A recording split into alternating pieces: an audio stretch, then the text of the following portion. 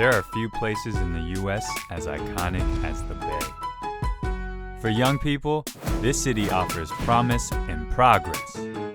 For people who cross the Pacific and see the Golden Gate Bridge, that feeling of hope can bring tears to your eyes.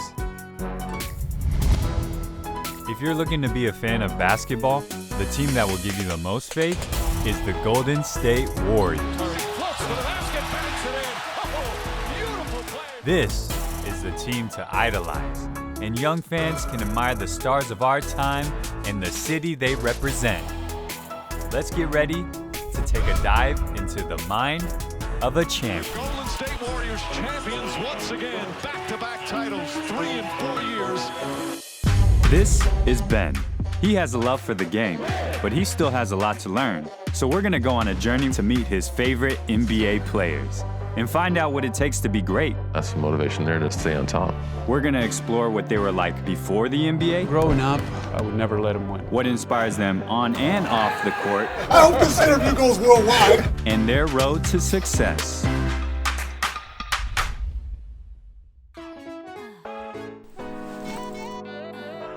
我在旧金山，今天我们要去勇士队的训练球馆。我现在有点紧张，为什么呢？因为我们来到这个伟大的地方。我是勇士队的球迷，我非常期待与这支团队最重要的掌门人物谈话。可能你们现在还不知道，我们今天的嘉宾都是非常具有国际化的背景，他们和我爸爸都是在2003年马刺队获得总冠军时担任重要的角色。现在让我隆重介绍金州勇士队主教练 Steve Kerr 和助理教练 Mike Brown。So basketball is becoming more international than ever. And I learned that you were born in Lebanon, and Coach Mike, you graduated high school in Germany. What I'm really curious about is, what was basketball like overseas over there? Well, for me, I spent 3 years in Egypt when I was a teenager. There wasn't a single gym in the entire country. Were you any good? I was good. I was good. So I grew up in Germany, went to high school there, and I was kind of the man. Now, if it would have been equivalent to LA or someplace in Texas or Chicago, I would have been doing exactly what I'm doing right now, sitting on the bench. How did that international perspective help you guys grow up as a person? Traveling overseas and going to school overseas was probably the best education that I ever received. Living outside of your comfort zone and living in a foreign country where you meet people from all over the place and people are speaking a different language, I think it gives you a better perspective on the world, and it forces you to grow more comfortable meeting people and talking to people, and completely shaped my entire worldview now.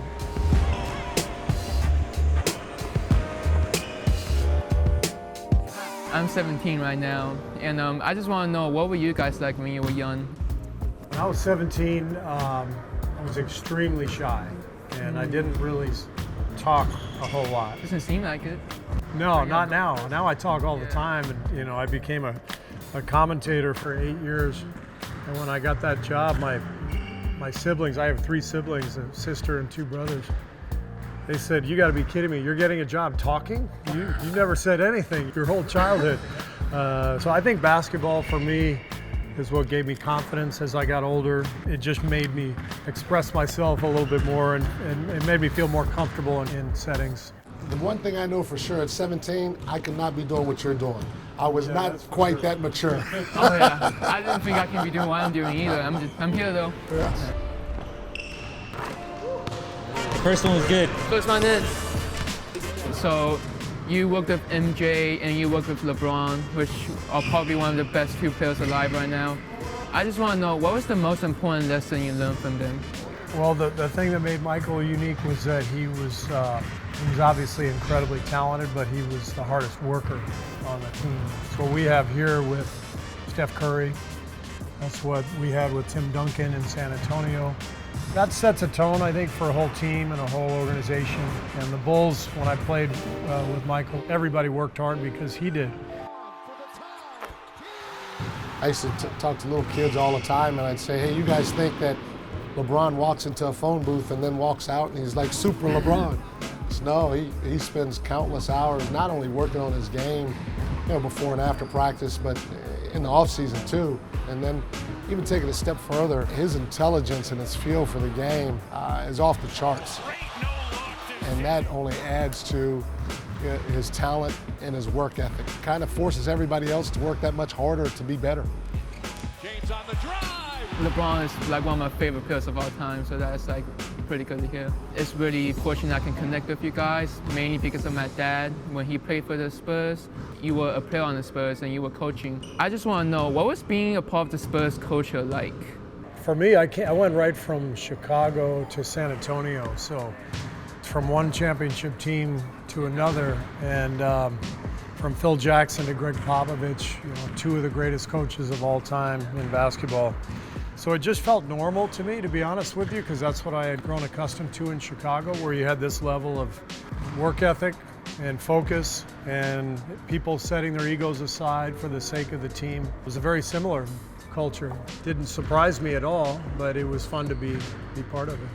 One of the things that I think Steve kind of picked up from Pops is that everybody is a part.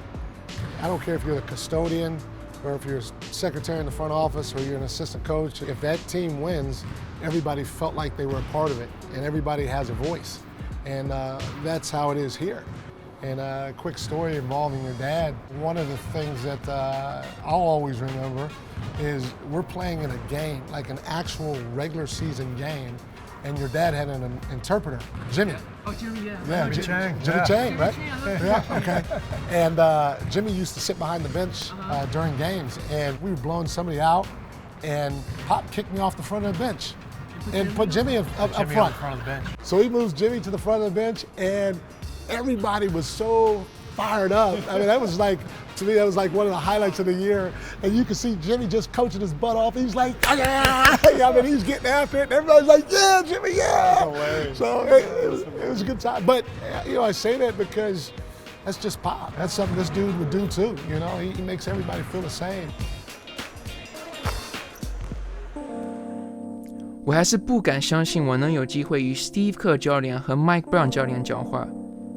他们可是带领金州勇士队连续获得总冠军的教练呢。两位教练都拥有丰富的国际经历，这些特别的经历造就了他们今天卓越的成就。他们在联盟数十年，曾与多名 NBA 历史上最杰出的球员们和教练们一同合作。现在他们也塑造了自己的传奇。趁我和教练们还在一起，我想再问他们最后一个问题。So right now I kind of have a plan for my future, but like the big picture is kind of like unclear to me. And you guys are like so successful. What are some advice you guys can give me? I think the best advice that I could give to anybody your age is to follow your heart, the things that you enjoy doing, whether it's playing a sport or music or art or math or science, whatever really captures your imagination. To me, the most important thing in life is, can you wake up and go to a job that you enjoy? Because then it doesn't feel like work. I agree with Steve, and one of the things he said that sticks out to me is the term working at it. Growing up, I always felt like the one thing that I could control was how hard I worked. And it's just, how do you respond to the ups and downs throughout the course of your journey to wherever that path may lead you to, and then hopefully everything else will fall into place. Thank you. Well, that's all the time we have for now. Thank you guys for the opportunity, and I really appreciate it. Thanks. Thank you. Say hi to your dad. Definitely. There are some things in terms of X's and O's basketball-wise that I feel that Steve does that has helped change the game. And here comes this crazy kid, Steph Curry, who's just doing stuff I've never seen before. Curry splits the defense behind the back, fires a three. And that looked like the worst shot I had ever seen in my life. Oh, he puts it in!